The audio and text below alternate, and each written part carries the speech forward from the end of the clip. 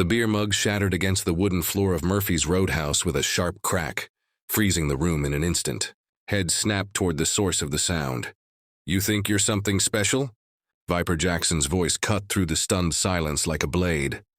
His massive hand clamped around the collar of the small woman wiping tables. The snake tattoo coiling around his neck seemed to writhe as he pulled her close, breath smelling of whiskey and menace. "This bar pays protection, or it burns. Which one's it going to be?" Elena Rodriguez kept her gaze on the floor, her body language screaming compliance. At 5'4", in worn sneakers and a loose white server shirt, dark hair and a simple ponytail, she seemed ordinary, forgettable, perfect prey for predators like the Desert Viper Motorcycle Club, 10 of whom now circled her. What they couldn't see was the woman beneath the facade, Gunnery Sergeant Elena Rodriguez, 1st Force Recon, with 47 confirmed kills. Years of classified missions etched into her mind. They saw a server, she saw options. Murphy's Roadhouse had been her sanctuary for 6 months, a thin cover between her and the memories she carried. Her fingers brushed the dog tag beneath her shirt, a reminder of who she had been and who she was trying not to be.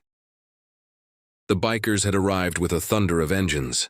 Viper swaggered through the door, towering at 6'3", commanding attention as if he owned the world.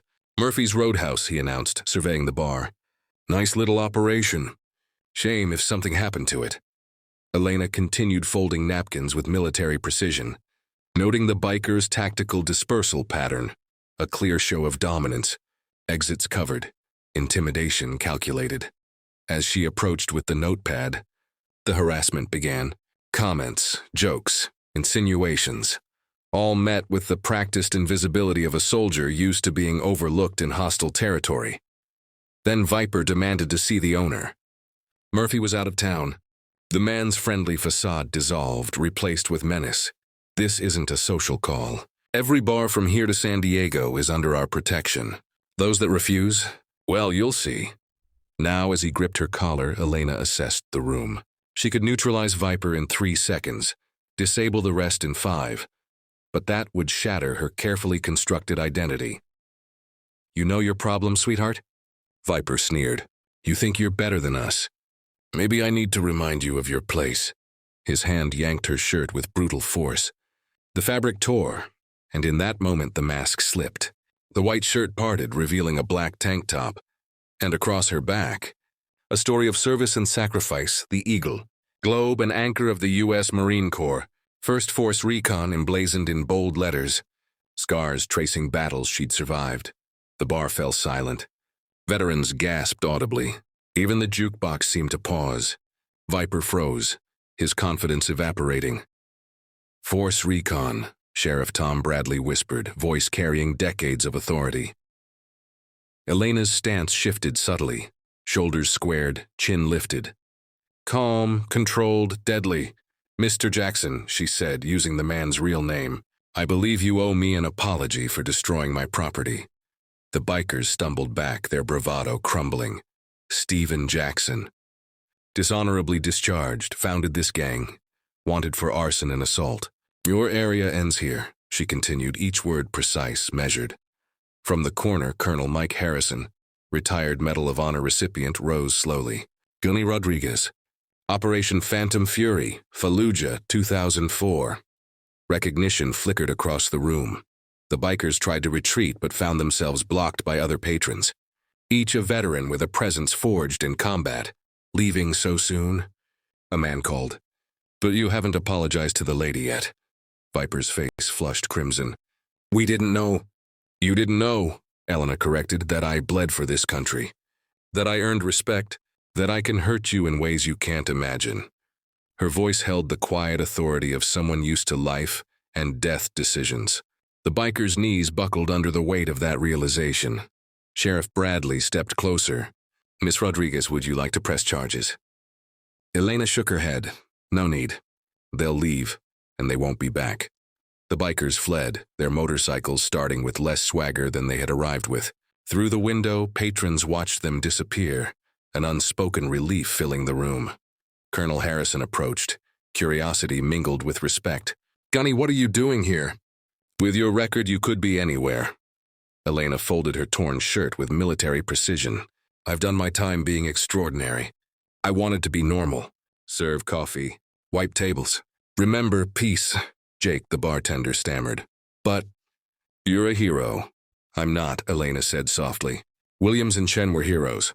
I survived. That's all. Colonel Harrison nodded. You protected 37 children, one even born in the evac chopper, named Elena. The room fell silent, the weight of her sacrifices settling like a benediction. Over the next hour, the bar returned to normal. Conversations resumed. Veterans shared stories, and the atmosphere was subtly transformed. Strength and courage quietly permeating the air. Sheriff Bradley approached as she served coffee. Elena, I should have acted sooner. You acted exactly right, she said, eyes meeting his. You de-escalated. That's what matters. As the night ended, a young Marine approached her. Ma'am, I'm Lance Corporal Sarah Webb, just back from Afghanistan. I heard what happened. Elena smiled, calm, quiet, resolute. A warrior, yes, but in this space, simply herself. Lance Corporal Sarah Webb shifted nervously, her eyes wide with a mix of awe and disbelief. She looked barely older than a teenager, lean and athletic, the kind of body trained for endurance, her posture sharp yet tentative. Ma'am, I heard what happened. I couldn't believe it. You handled them like it was nothing, Sarah said, her voice cracking slightly under the weight of respect. Elena set down the coffee pot and wiped her hands on a towel, maintaining the calm, measured presence she had cultivated over months. It wasn't nothing, she said softly. It was a choice. You always have a choice even when it seems like you don't. Sarah swallowed hard. I just got back from Afghanistan. First deployment. I've seen things, done things, and I keep asking myself why I'm still here when some of my friends didn't make it. Her hands clenched unconsciously, knuckles white. Elena nodded, her expression softening. You survived for a reason. That doesn't mean it's easy to carry it.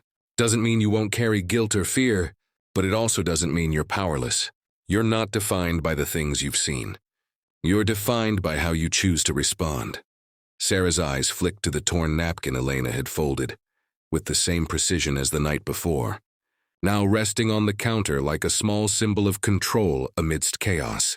I want to be like that, calm, in control, confident, but I feel broken. Elena leaned against the bar, voice quiet but firm. You're not broken. You're human. Every scar, every sleepless night, every regret, they're all part of who you are, but they don't have to control you. Control is a skill, and it's learned. Start small. Own the little things before the big things. It's how you survive, how you thrive. Sarah nodded slowly, absorbing the words. Do you ever regret it? The missions, the choices? Elena paused, her eyes distant for just a moment, remembering the heat of Fallujah, the smoke, the screams, the weight of responsibility. I don't regret protecting the people who couldn't protect themselves. I regret the things I couldn't change. But regret doesn't help anyone. You use it, or it uses you. You choose. A long silence settled over Murphy's Roadhouse.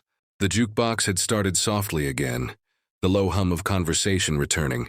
The presence of Elena Rodriguez, a woman who had been death incarnate on the battlefield, was now a grounding force for anyone who had ever feared they were alone in the world. Thank you. Ma'am, Sarah said finally, voice steadier, for showing me that I can still do something even after all of it. Elena gave her the faintest nod.